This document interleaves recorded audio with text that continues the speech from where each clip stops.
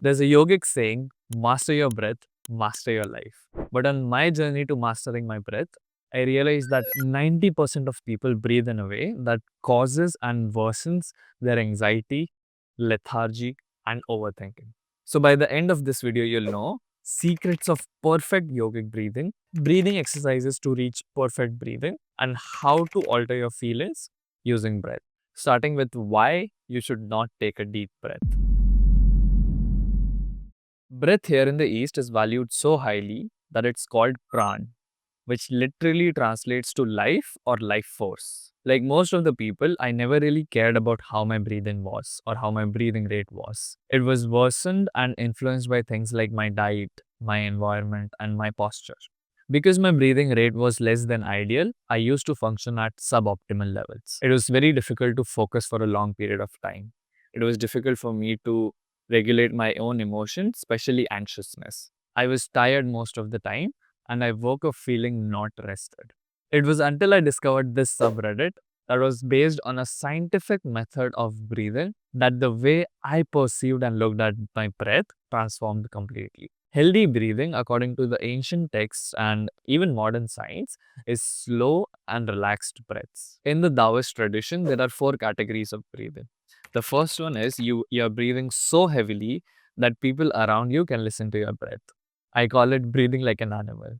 The second one is your breath is heavy enough that you can hear your breath. The third category is that you can feel your breath passing through your nostrils and you can feel the air pass. And the fourth category is your breath is so light, so relaxed, and so calm that you cannot even feel the air pass through your nostrils. And according to the Taoist, the fourth category is the ideal way of breathing throughout the day. And don't take their or my word for it. Let's try it right now. Take a regular inhale through your nose right now and let your exhale be slow, calm, and ever so slightly extended. And you should notice a difference with just one breath. Imagine what would happen if you could breathe this calmly and slowly 24/7. You cannot force yourself into breathing slowly throughout your day. And I say this from experience. You need specific breathing exercise to reset your default breathing method that I share in section 3. When I went through the subreddit, there were people sharing their experience and superhuman benefits that they experience from this breathing method. So things like improved and naturally reduced sleep, more focused, more energy, more calmness, and whatnot.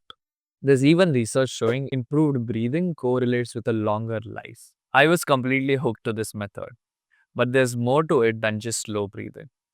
You can alter your breath either by slowing it down or by increasing it by hyperventilating. This is how both of these affect your nervous system. Your autonomic nervous system is divided into 2 parts. The first one is sympathetic nervous system. This is the fight and flight response of your body. It makes you alert, ready for action, and to face a challenge. It's called Surya or sun in the Vedic tradition. The second is parasympathetic nervous system.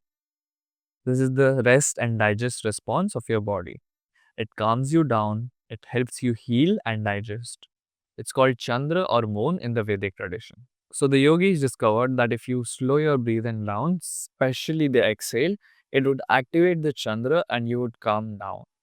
Whereas if you started hyperventilating and taking fast breaths, it would activate this Surya and you'd become more alert and active. And this is now also supported by modern science. Now, your Surya is probably overactivated if you're anxious, if you're overthinking all the time, and if you're hyper alert, or even if it's difficult for you to calm down or just relax. And if you feel lethargy and you're depressed and it's difficult to get motivated, then your Chandra is most probably overactivated. Of course, this is an oversimplification of a complex problem, but still. The good news is you don't have to be at the mercy of your environment or even your emotions. You can instantly take charge of it by altering your breaths, even if it's for a couple of minutes. Now, before we get to the exact 6 pranayam exercises, if this information has been helpful to you so far, liking this video, make sure it reaches more people. Reaching a slow and relaxed default breathe-in is a discipline and takes a lot of time and dedication. The people on the subreddit suggested 3 sessions of 30 minutes of breath work every day to reset your default breathing rate. But I personally believe that's too radical. I just do 3 sessions of 5 minutes each every day. And whenever I am reminded of it, I just slow my exhales down ever so slightly, no matter what I'm doing. And just that has gotten my default breathing rate to be quite calm and relaxed. Although I still have a long way to go. I use this app called Breathe to do some of the following breathing exercises. It's more convenient for me because now there's a voice guiding me through the breath work. The first set of exercises will help you activate your parasympathetic nervous system or the Chandra. It will help you calm down, relax, chill, slow down, all of those good things. These are super for the people who are anxious and struggle to just chill out and calm down. The first one is coherent breathing. This is 6 seconds of inhale followed by 6 seconds of exhale.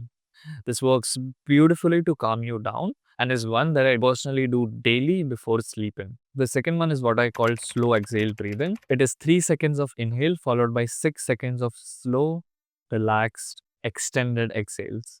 The slow and relaxed exhale, like you saw earlier, helps you again to calm down. You can gradually increase your exhalation period as you get good at it. The third one is Kapalbhati. Kapalbhati is rapid, forceful exhalation followed by a period of rest in which your breath is absolutely calm and relaxed. I'll add a beginner-friendly tutorial in the description for the exercises that are difficult for me to explain. The fourth one is Anulom Vilom, which is also called as alternate nostril breathing. This one calms you down while also making you alert. It balances both your Chandra and Surya. Now here are some exercises that activates the sympathetic nervous system. It charges you up, makes you more alert. These exercises are amazing for the people who are super lethargic or maybe even depressed. The first one is Wim Hof method. It's superb for charging you up. There was a time I used to do it on a regular basis, but I don't anymore. Wim Hof method is taking a full breath, filling up your lungs completely, followed by a relaxed exhalation. And this is done for 30 rounds.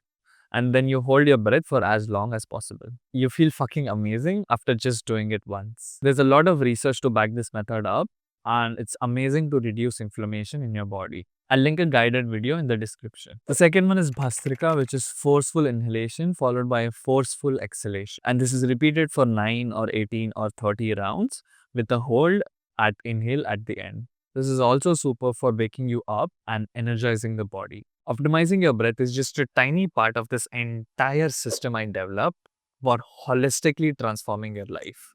So if you'd like to unleash your true potential in 2025, you can click here.